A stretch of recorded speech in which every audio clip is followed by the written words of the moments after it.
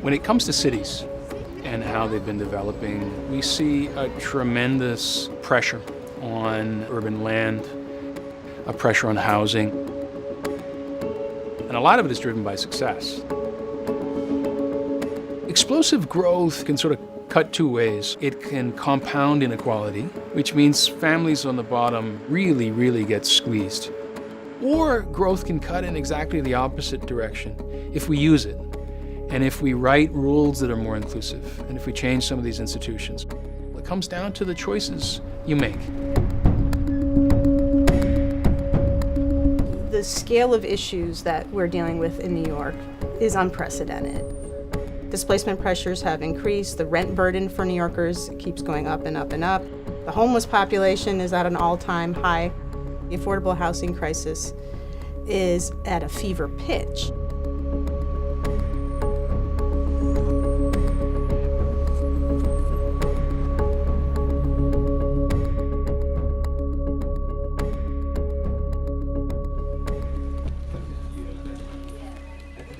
We're a planning department, and zoning is one of our tools, but by no means our only tool. So when we look at a neighborhood, we're looking at it comprehensively. We're looking at what public investments should be made, what schools are needed, what open space is needed. This is a very, very different approach than the city has ever taken to neighborhood development. Historically, planning in New York City, as in many cities, has been kind of a top-down affair.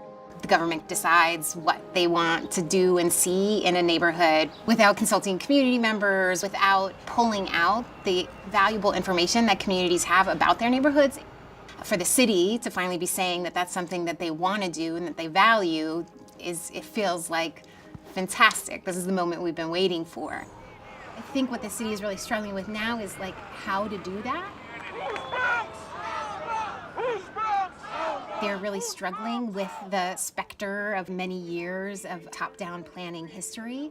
That comes with them, no matter who they individually are, and that needs to be acknowledged. When the city disinvested in the Bronx, when they closed our schools and our hospitals, we stayed in. We rebuilt it. Now that we have lived through the fires, you're coming to take it from us? We say, hell no!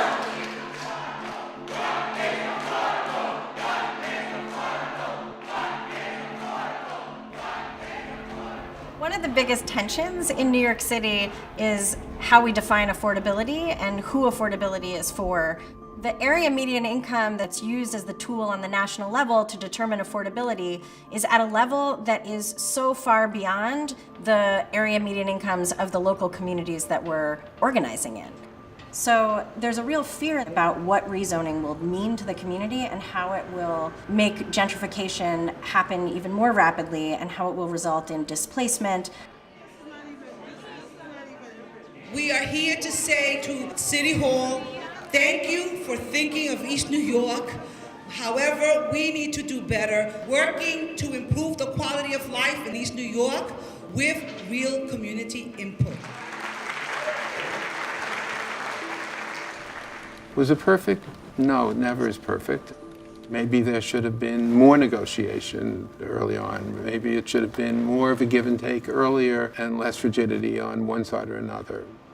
And there are things we'll do differently, I'm sure. The reality of it is, as soon as developers think that there's a rezoning process that's going to happen in a community, the property values have gone up. We saw that in East New York 2 years ago it started.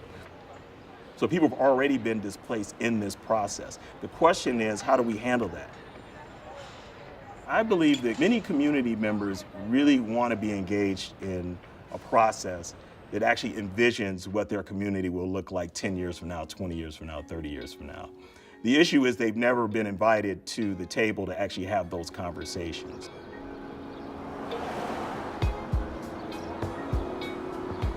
So when we heard from the administration that the mayor was looking at possibly East Harlem as an area that he wanted to rezone, we really wanted to figure out how do we include the community. Usually, the process has been very top-down, where the mayor submits an application and the community really doesn't have much of an input.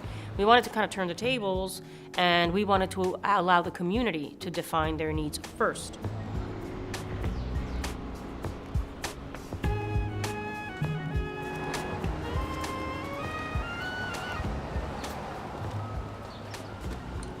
We wanted to make sure that our community's plan, which was created from the bottom up, from the people that are living and working here in the community, we wanted them to vision what was needed for the next 10, 15, 20 years in the community, and then bring that plan to the city and say, this is what we want, this is what we need, and now we need you to work with us to bring that to reality. You had some religious institutions represented, you had some of the elected official stakeholders represented, you had labor represented, and schools and small business owners represented, and then there were all of the residents. I was a little skeptical at first because there were a lot of technical terms I did not understand. I had no idea the complexities of rezoning because it impacts pretty much everything. But once I started learning what it takes to make a community, I said, well, let me get involved. I live in the neighborhood for 20 years, and I always had the vision to have my own business. I always encourage my clients who live in the neighborhood to attend those meetings because I know that it's very important to know what is going on. I want to see this neighborhood, of course, changing in a way that is going to look more beautiful.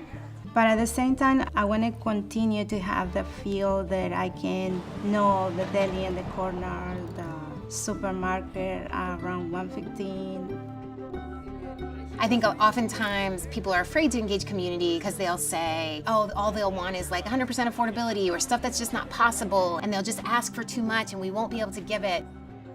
But when presented with trade-offs, people are more than capable of having the adult conversation. I think people are open to the possibility of increased density as long as the trade-off works for them. So we came up with a plan that has well over 300 recommendations, and pretty much everything is reflected in that plan. That said, there were compromises even among the community groups and the residents that were part of this plan. What people want in the community is one thing. The reality of the market forces and the private ownership of land makes some of that hard to achieve. So we've tried through the process to reach a balance. What we're hoping is that the plan that ultimately comes out from the Department of City Planning now actually reflects the community's needs front and center, rather than just the needs of the city and the bureaucracy.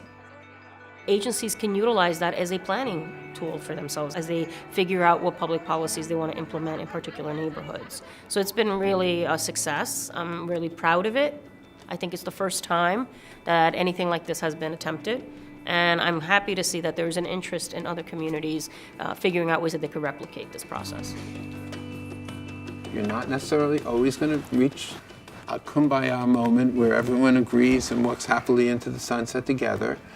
But I think if it's a fair engagement, that's just much, much better than simply being at City Hall and saying, okay, this is what we're going to do in neighborhood X, without really engaging with neighborhood X. I think the government's fear is that communities will resist change. It has been my experience that when you do have authentic engagement, when you do have meaningful process, that the vast majority, not everyone, but the vast majority of people ultimately do embrace the change, as long as they can see themselves benefiting from the change in the future. When policy gets organized from the bottom up, there's buy-in in the community, there's ownership in the community, and people really are invested in what it is that they've come up with as a solution, and they want to organize to make it happen. We have to think about how do we actually engage in real community-centered philanthropy? How do we make sure that the resources that we allocate will ensure that community members are at the table for all important decisions around land use and rezoning in communities across the country?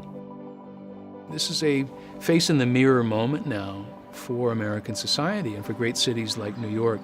And I think as funders, we have this tremendous moment to ask, what is our role to be a part of calling the big questions? How should cities develop? What does it mean to be a great city really if homelessness is on its way to record highs, or a huge share of families who are earning on the bottom have to choose between putting food on the table or paying the rent? How great a city are you if those are the set of choices you've made? And philanthropy can choose to be more than a response to the symptoms. We can be partners in calling the larger questions, in discovering solutions, but also in summoning the public will to create significant change.